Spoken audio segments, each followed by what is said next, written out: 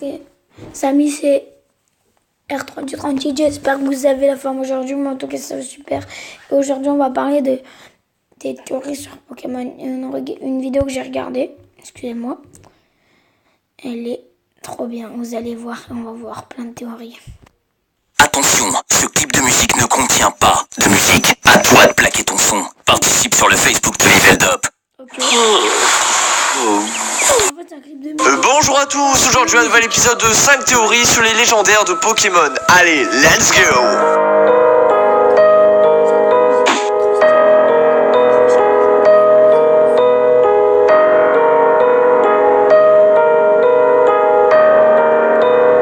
Les bêtes légendaires sont à l'origine des évolutions d'Evoli. Voyons ensemble tous les arguments de cette théorie. Tout d'abord, nous allons raconter l'origine des 3 chiens légendaires. Dans la région de Johto, on apprend que la ville de Rosalia avait subi un terrible incendie, environ 150 ans avant le moment où se déroule le jeu. En effet, un éclair tomba sur la tour cendrée, autrefois appelée tour de cuivre, et provoqua un incendie pendant environ 3 jours. Si la tour ferraille était le perchoir de Ho-Oh, la tour de cuivre était, elle, le domaine de Lugia. Par la suite, une averse aurait éteint l'incendie, sauvant les habitants des flammes. Cependant, Lugia et Ho-Oh prirent la fuite, alors que les 3 Pokémon périrent dans la tour de cuivre. Ces 3 Pokémon furent finalement ressuscités par Ho-Oh, devenant alors le trio des chiens légendaires Suicune, Raikou et Entei. Chaque chien incarne respectivement le vent du nord, l'éclair et les volcans. Selon cette théorie, avant d'être réanimés par Ho-Oh, ces 3 chiens légendaires étaient en fait... Voilà. Bon, on va vous remontrer. Vous allez revoir. l'éclair et les volcans. Selon cette théorie, avant d'être réanimés par Ho-Oh, ces 3 chiens légendaires étaient en fait des évolutions, soit Entei était un Pyroli, Raikou était un Voltali et Suicune était un Aquali. Commençons tout d'abord à comparer leur physique. Les 2 Pokémon possèdent toujours la même couleur dominante, soit le jaune, le rouge marron et le bleu. Ensuite, ils ont tous le même type, soit eau, feu et électrique. Voltali possède une fourrure hérissée, et ça se retrouve au niveau des moustaches et de la queue de Raikou. Pyroli, lui, possède une fourrure beige clair qui rappelle le nuage sur le dos d'Entei. Quant à Suicune, la ressemblance est plus subtile, mais on admettra que dans le design, il a un corps assez gracieux, tout comme Aquali. Ensuite, Rosalia est une ville connue pour les danseuses en kimono, et bizarrement, leurs Pokémon de prédilection sont des évolutions. De plus, les chiens légendaires ont en temps normal le même talent, soit... Alors, c'est le talent, c'est pression, vitesse et tout. Donc, voilà. Donc, voilà, c'est... dites-moi dans les commentaires si vous aimez bien que je fasse des vidéos comme ça, des théories. Pression. Mais l'apparition du Dream World leur a permis de gagner un talent caché. Grâce au Dream World, Raikou gagne Absorbe Volt, Suicune gagne Absorbe Eau et Entei gagne Torche. Alors que les 3 évolutions possèdent naturellement ce talent. On va donc à travers le monde des rêves, le trio des bêtes légendaires conserve leur talent d'origine, celui avant d'être réanimé par Ho-Oh. Mieux encore... Imaginez, vous avez un Aquali, et là il évolue. À votre avis, il évolue en quoi? Après, par exemple, tu peux avoir un Evoli, il évolue en Mentali et tout.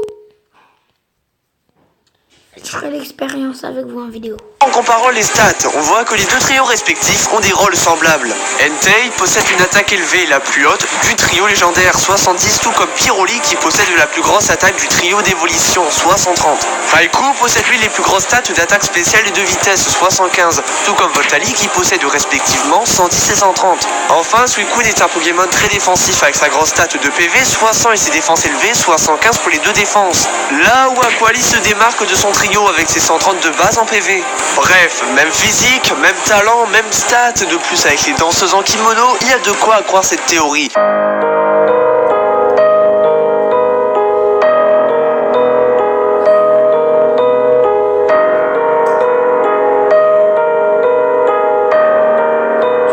Selon cette théorie, Kabutops, ce Pokémon préhistorique, serait Genesect après des modifications faites sur lui par la Team Plasma. Tout d'abord, ils ont tous les 2 la même posture, également la même forme du crâne. Et ouais, à part ça, ils ne se ressemblent pas du tout. Genesect est violet alors que Kabutops est marron. Cependant, vous avez oublié un détail important, c'est que le Pokémon a été modifié par la Team Plasma. La couleur violette serait peut-être une armure. Parlons de la taille maintenant. Genesect mesure 1m50 et Kabutops mesure 1m30. On peut dire que la théorie est foutue d'avance. Eh ben non, En analysant les deux Pokémon, on peut expliquer cette différence de taille. Lorsqu'on supprime son canon, la taille est semblable. En vérifiant les deux sprites, cette théorie semble crédible. Le canon est une modification apportée par la Team Plasma, alors c'est tout à fait cohérent. Ensuite, le comportement de nos deux sujets, normalement même après modification physique, devrait être le même. Dans les jeux, ils ont la même gestuelle sur les sprites. Un bras balance après l'autre tout en fléchissant les genoux. De plus, ces deux Pokémon ont quasiment le même cri. Genesect semble avoir un cri plus électronique.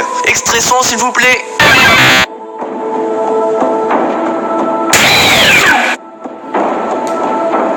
En plus, dans le Pokédex de Kabuto, dans Pokémon Diamant, Perle et Platine, il est dit: on pense ce qui peuplait les plages il y a 300 millions d'années et il peut protéger il est protégé par une coquille robuste. Donc ça, je sais pas quelle est la description.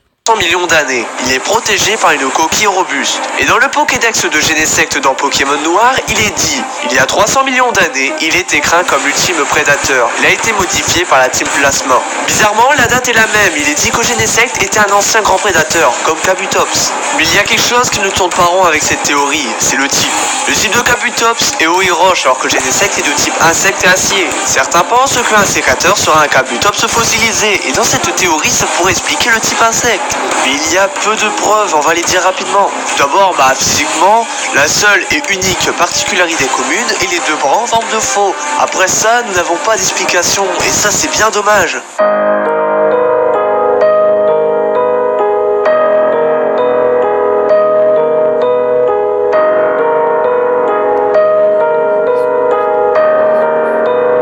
Cette fois, nous allons parler d'Arceus. Arceus est un Pokémon légendaire de la région de Sinnoh, même si c'est le dieu de tous. La mythologie de Sinnoh raconte qu'Arceus est un Pokémon qui aurait créé la région de Sinnoh avant les autres. Arceus reste assez mystérieux quand on y pense. On le trouve en haut des colonnes lance. On nous dit dans le Pokédex qu'il a créé le monde, qu'il existait déjà avant la formation de l'univers et qu'il est apparu sous la forme d'œuf, et que ce dernier a éclos dans le néant d'après la mythologie de Sinnoh. Dans cette théorie, nous allons connaître le lieu de sa naissance. Où l'œuf aurait-il éclos? Nous avons deux théories pour l'éventuel lieu de sa naissance. Théorie numéro 1, Arceus est né dans la salle originelle. La salle originelle... J'adore, ça devient de plus en plus flippant. Et... attends, Philippe. Le gars, il s'appelle Philippe ou... Philippe? Ou... Philippe. T'as déjà un Pokémon qui disait Philippe. Philippe. Ou Philippère. C'est Philippère. Non, j'arrive. C'est pas un Pokémon. Bon, je sais que on parle trop, mais bon. Originelle est la plateforme qui apparaît au-dessus des colonnes lance en ayant obtenu la flûte azur. Et bizarrement, nous ne connaissons pas grand-chose sur cette salle. Nous savons uniquement qu'il y a Arceus dans la salle originelle. Peut-être est-il resté ici depuis sa naissance, surveillant ça explique tout. Sinnoh ainsi que toutes les régions. Et c'est tout. Et oui, il n'y a que ça comme preuve. Après, cette salle se nomme la salle originelle. Et dans originelle, il y a justement origine, ce qui montre l'origine du monde. Bref, passons à la seconde théorie qui est beaucoup mieux. Théorie numéro 2. Arceus est né dans la chambre néant. La chambre néant se trouve quant à elle à Kalos sur la route 22. La particularité de cette grotte est qu'elle est vide, sans signe de vie. Il n'y a pas d'humains et il n'y a pas de Pokémon. Depuis la carte, on nous décrit cet endroit comme un vide mystérieux où rien n'est censé pouvoir exister. Et dans le Pokédex de Arceus, il est dit: son œuf a éclos dans le néant. Et justement là, c'est la chambre néant, ce n'est pas une simple coïncidence. De plus, rappelons la réelle définition de néant. Le non-être, le fait de ne pas être ou de ne plus être. La non-existence, c'est ce qui... C'est un archéologue. précède ou suit l'existence. Bon, en simplifiant, le néant signifie le rien. Le fait que la description sur la carte accentue le fait que la zone soit vide et ne contient vraiment rien est important à noter. Ce n'est pas tout pour cette zone, penchons-nous davantage sur ce lieu. On trouve dans ce lieu une plaque fantôme. Rappelons que les plaques sont principalement utiles à Arceus pour changer de type. D'ailleurs, la plaque fantôme sert à prendre le type spectre à Arceus, ce qui rappelle Giratina. On retrouve cette plaque au milieu de la salle, comme si Arceus se trouvait là, invisible au milieu de la salle, sous la forme de spectre. On trouve également une branétite. On nous dit dans le Pokédex que Branette a un sentiment de haine, une forte soif de vengeance envers l'enfant qui l'a rejeté. Cela nous fait beaucoup penser à Giratina. Giratina a été banni par Arceus dans le monde Distorsion, suite à sa violence excessive. On retrouve encore une fois l'idée de... Moi j'ai une théorie aussi. C'est imaginer que ça se trouve elle est vraie la théorie. Arceus Mais c'est pas un vrai Pokémon, c'est un robot comme Magarna, Genesect. Je préfère que ce soit un vrai Pokémon. Et si c'était le dieu, c'était le pro, ok, c'est le dieu, mais il existait avant les humains, avant les dinosaures et tout. Imaginez, les Pokémon, ils ont existé avant les dinosaures, les conneries comme ça.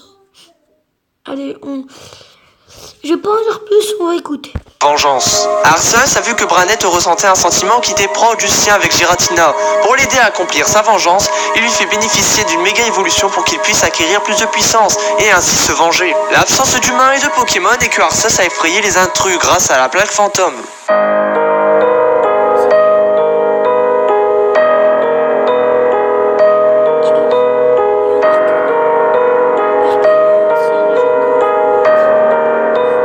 Cette théorie a vu le jour grâce à l'épisode 2 de Pokémon, où on voit une tablette avec les 3 autres Pokémon légendaires, Sulfura, Elector et Articodin. De plus, en bas à droite, on voit Arcanin. Mais ce n'est pas un Pokémon légendaire, pourquoi est-il représenté dans cette gravure? Et ben justement, selon cette théorie, Arcanin serait un ancien légendaire. Pourtant, il a le potentiel d'être un légendaire, il est très charismatique, il est également fortement apprécié par la communauté. Pourtant, certains pensent que cette tablette était une erreur des dessinateurs, ou tout simplement... Excusez-moi. Lady, un Pokémon légendaire. Donc, voilà.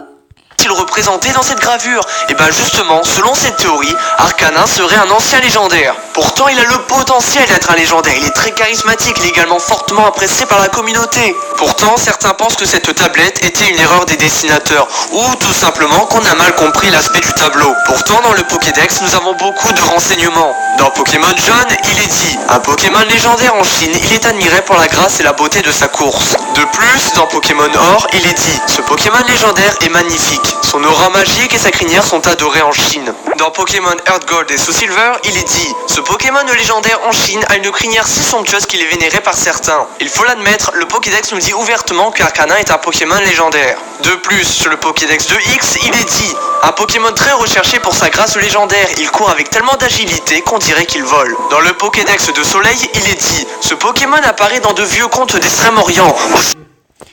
Donc voilà, on a... En plus, Arcanin vient de Arcane, qui peut être mis en rapport avec son côté légendaire, et de Canin. De plus, ses caractéristiques de base sont très proches de Articodin, de Elector et de Sulfura. Mais pourquoi n'est-il pas un légendaire alors? L'excuse de la reproduction est assez faible, car certains Pokémon peuvent se reproduire. Mais c'est peut-être une raison qui n'est pas réellement fondée, c'est peut-être un Pokémon évolué. Et justement, les légendaires sont la plupart du temps des Pokémon de base. Encore une fois, une excuse qui ne tient pas la route.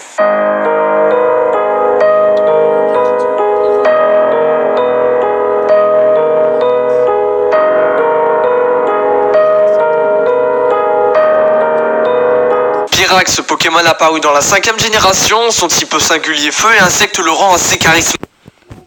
Donc voilà. La production est assez faible car certains Pokémon peuvent se reproduire. Mais c'est peut-être une raison qui n'est pas réellement fondée, c'est peut-être un Pokémon évolué. Et justement les légendaires sont la plupart du temps des Pokémon de base. Encore une fois, une excuse qui ne tient pas la route.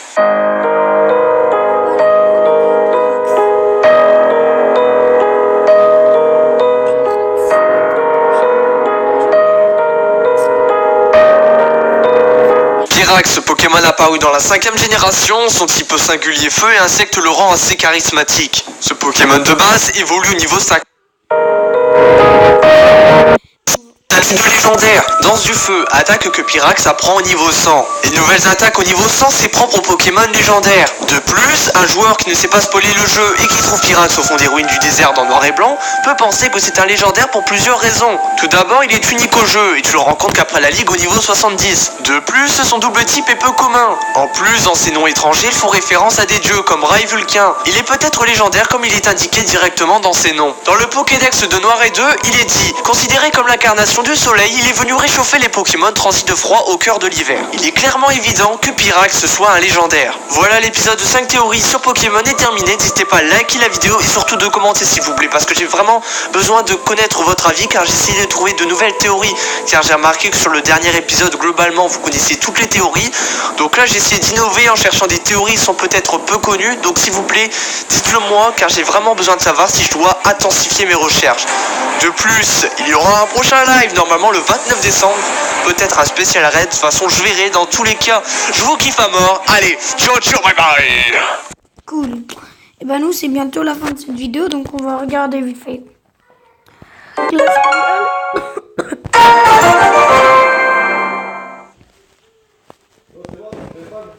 Attendez. Bon bah du coup, non les amis, c'est la fin de cette vidéo. On se dit bye bye. Likez et abonnez-vous.